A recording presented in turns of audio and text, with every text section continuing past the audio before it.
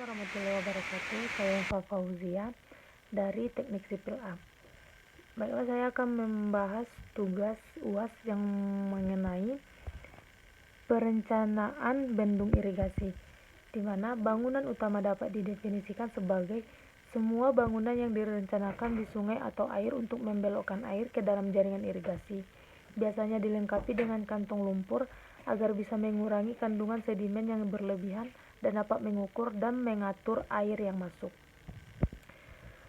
Syarat-syarat lokasi perencanaan bendung irigasi yaitu yang pertama, pertimbangan topografi. Lembah sungai yang sempit berbentuk huruf V dan tidak terlalu dalam adalah lokasi yang ideal untuk lokasi bendung. Yang selanjutnya, kemantapan geoteknik.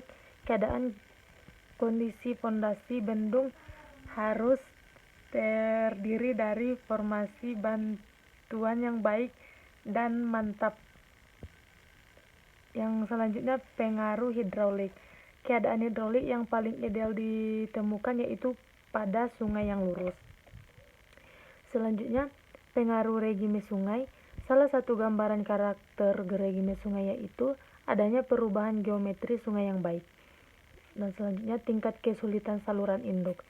Jika lokasi bendung dipilih di kaki bukit, maka saluran induk biasanya berupa saluran kontur pada kaki bukit yang pelaksananya tidak terlalu sulit. Selanjutnya, luas daerah tangkapan air, di mana pada sungai yang bercabang lokasi bendung harus dipilih sebelah hulu atau hilir cabang anak sungai. Yang selanjutnya, tingkat kemudahan pencapaiannya, di mana kegiatan pemeliharaan, rehabilitasi, dan inspeksi terhadap kerusakan bendung memerlukan jalan masuk yang memadai untuk kelancaran pekerjaan. Terakhir, kesepakatan pemangku kepentingan, di mana keputusan mengenai lokasi bendungan harus dilakukan lewat konsultasi publik dengan menyampaikan seluas-luasnya mengenai alternatif lokasi, tinjauan aspek teknis, ekonomis, dan sosial. Dan masuk kepada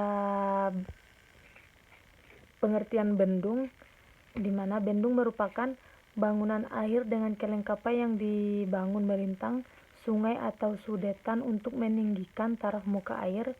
Bendung juga berfungsi sebagai untuk meninggikan taraf muka air agar air sungai dapat disadap sesuai dengan kebutuhan dan mengendalikan aliran, agar tidak terjadi banjir atau hal sebagainya. Masuk ke perencanaan konstruksi bendung, di mana sebelum merencanakan perencanaan konstruksi bendung, kita harus mencari yang pertama itu ketinggian elevasi muka air dari dasar sungai yang diberi simbol H. Selanjutnya yang kedua, hitung luas penampang basah yang diberi simbol A dan keliling basahnya yang diberi simbol P untuk setiap nilai H, di mana H tadi merupakan ketinggian elevasi muka air dari dasar sungai. Yang ketiga, menghitung jari-jari hidrolis penampang dengan rumus R sama dengan A per P. Yang keempat, hitung besarnya kecepatan aliran dengan rumus CZ, di mana V sama dengan C kali akar R kali S.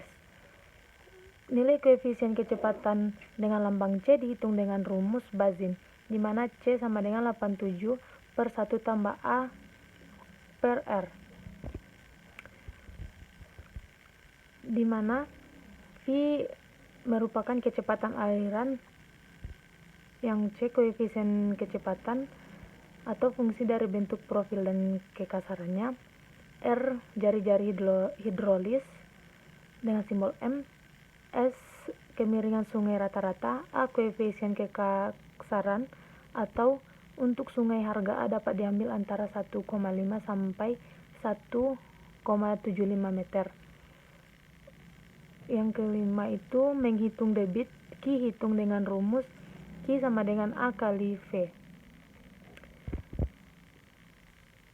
Di dalam sebuah bangunan bendungan terdapat bangunan-bangunan yang terdapat dalam bendungan. Yang pertama, tubuh bendung, pintu air, pintu pengambilan, pintu penguras, kolam peredam energi, kantong lumpur, bangunan pelengkap. Oke, kesimpulannya yang sudah kita bahas sebelumnya tadi itu ada syarat-syarat menentukan lokasi bendung, di mana di dalamnya termasuk pertimbangan topografi, kemantapan geoteknik, pengaruh hidrolik, pengaruh regime sungai, tingkat kesulitan saluran induk, luas daerah tangkapan air, tingkat kemudahan pencapaian, kesepakatan pemangku kepentingan, dan sebagainya. Dan kita juga tadi membahas perencanaan konstruksi bendung, di mana poin-poin yang harus kita lakukan untuk perencanaan konstruksi bendung. Yang pertama, ketinggian elevasi muka air dan dasar air sungai, dan kedua, menghitung luas penampang basah, yang ketiga, menghitung jari-jari hidrolis penampang, yang keempat, menghitung besarnya kecepatan aliran dengan rumus.